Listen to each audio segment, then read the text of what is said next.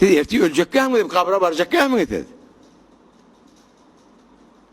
Ne mi mana bu atlarda? Yani men ağrımı namusumu maşin çekeyim bir muhide, mınna da kelle yalangaz, baş yalangaz, çıra da sönüksüz. Çırağını söndürüyorlar. Odamın içinden ne mi işler var ya? Ey Türkmen! O zaman sen niye ne bir iş yanısız? Bir zatları derk edin olacak. Kur'an doğru Hudayın kelamı. Ama Peygamber Kur'an öğretmedi olacak dedi yani. Ya eshablara Kur'an öğretmedi, akide öğretti.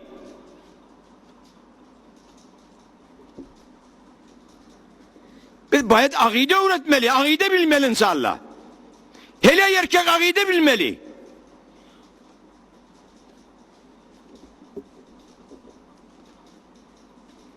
Böyle erti tarihte yazılı bula.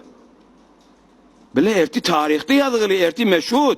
Hani Türkmenin zerrin tarihte yazılan Türkmenin atli, arbeyi, namusi, gayrati. Hani?